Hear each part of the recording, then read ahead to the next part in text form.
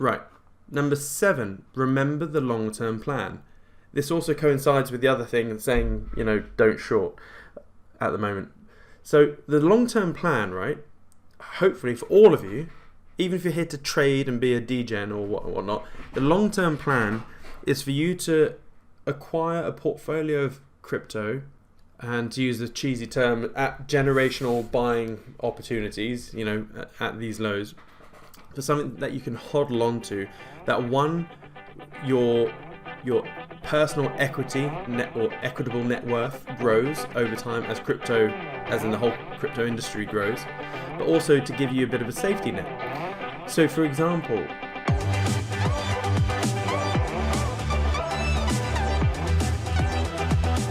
like if there was the Holy Grail wealth generation book, how to be awesome at wealth generation, right?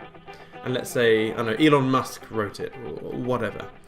At no point in there would it say, become obsessed with crypto, it's all about crypto. It's definitely not that. So the long-term plan is to have, perhaps to accumulate a pot of whatever, let's just say Bitcoin or whatever pot, for Bitcoin to do its thing and grow over time. And then let's say from now until when it's reversed, pulled back or reversed a bit, that extra growth is giving you 50 or 100k of extra equity or profits, etc. Well, yes, it's nice, good life savings, but the next question is, what the hell are you going to do with that extra profit? And my answer to that is always set up a freaking business. It failed. Okay, set up another freaking business. It failed again. Set up another freaking business. It failed again. Okay, what next? Set up another business. It didn't make any sales. Okay, set up another business. Oh, okay, it failed again. Times 10 even. Eventually, one business will go well. And so if you're looking at wealth generation in terms of the longer plan, it's basically use crypto profits to help you get better at business. As much as you hate it. Whey! Dino's got his kegs out. I just saw Dino with his bright red underwear. Sorry about that. I thought my video was off. It's alright. We didn't record you because the video stuff was on the left screen. Only the right hand screen is being recorded. You didn't skip leg day. Good man. I'm sorry. Anywho, if anyone else wants to get naked, I'm happy to observe.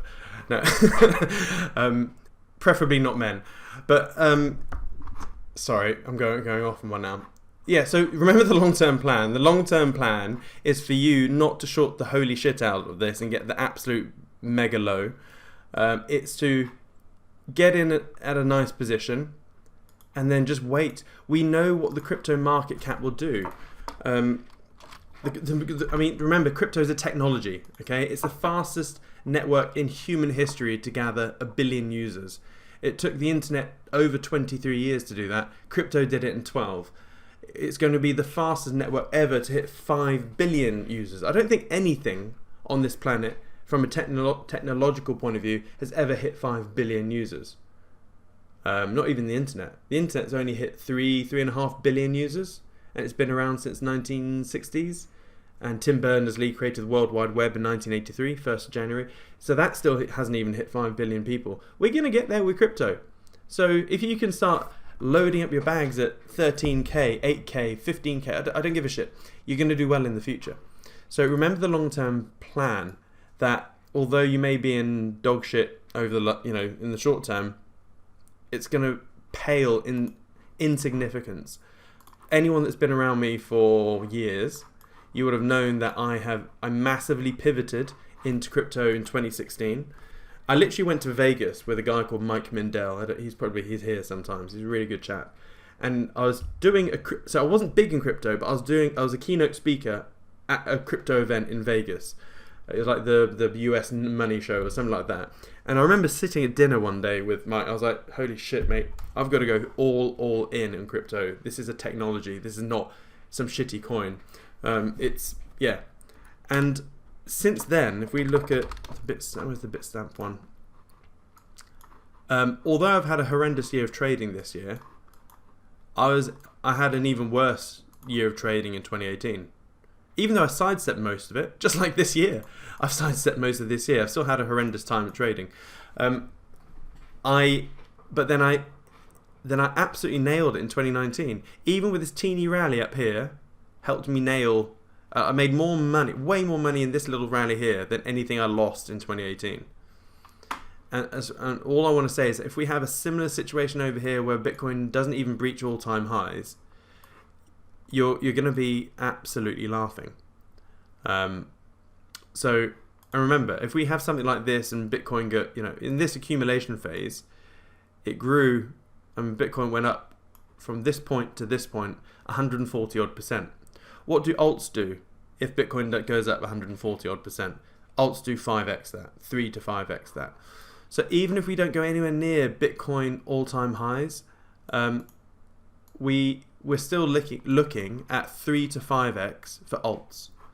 We then have to look at alt perp. So alt perp is like a tracker for everything but Bitcoin, basically. So obviously it's fallen horrendously, but even if we get to not even all-time highs, but something like here to here, that's still almost a 3x, but yeah. So would you like to 3x your whole pot next year? I know I would. 3xing or even 2xing your pot next year, or wipe out all of your losses from this year. Pretty much. So yeah, remember the long-term plan. Number 8, don't dwell on past mistakes. Others will chronically remind you of that.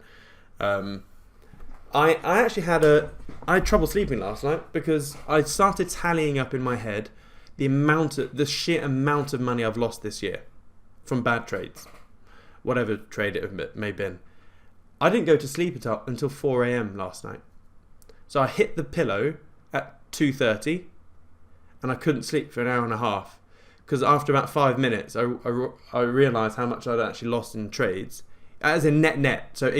So adding up all the winners minus the losers, blah blah blah, and I was like, oh shit, I've been a fucking muppet this year. But don't dwell on it, because one, you'll lose sleep like I did last night, but also your biggest critics will never let you forget. So you may as well just move on with your life and focus on positive building. So yeah, just don't dwell. And also another way to get around this is just rest on the fact that you are 100% going to make many more mistakes in your life, much bigger than anything you've done this year. So yeah, fail upwards if you can. Also talking about point 9 is don't be a salty, whiny little negatron. You got to be accountable for your own shit, and you need to focus on your own stuff. You never ever see positive, successful people bitching on other people's timelines and stuff like that. And in terms of accountability, I put this on the wrong one. Actually, no, I'll come back to this. Yeah, I've got loads of trolls that are always nagging at me, but hey ho. So yeah, just be accountable. Just focus on your own stuff and build businesses, build whatever. And then the last fluffy sort of point, I'll get on to actual trading type stuff in the other points. Crypto is not life, as I said. And this is a prime example of something. So whoever this person is, I just put out a random post that yesterday I played snooker and I got a 54 break. Now I'm not good at snooker, but I like playing it, and I was pretty happy with that. And this guy was just, who gives a care, blah, blah, blah, blah, blah. So this person, you can learn a lot from this person. So one, this person blames me for him or her losing a bunch of money on time in January. Okay, that's not my fault, that's his fault. I actually made a lot of money on time, and I lost a bit in January with the seafood thingy. But this is all his or her fault. He says it's partly his fault. No, it's all your fault. Every loss I've done this year is 100% my fault. Every error or failure in your life is your fault. There's no one else's fault. You can't, and don't even start blaming your parents. You haven't met mine. It shows the cocoon world you live in. So this person, I can gather, either is experiencing pain at the moment, which is fine, everyone is, but also crypto is this person's life. I'm deducing from this, like the only thing in this person's life right now is crypto. So what I want to basically say is that crypto is not your life. It's an aspect of your financial life. That is it. You have so many more parts of life. So yes, you should go out and walk the dog or do a hobby, and not feel guilty about doing a hobby.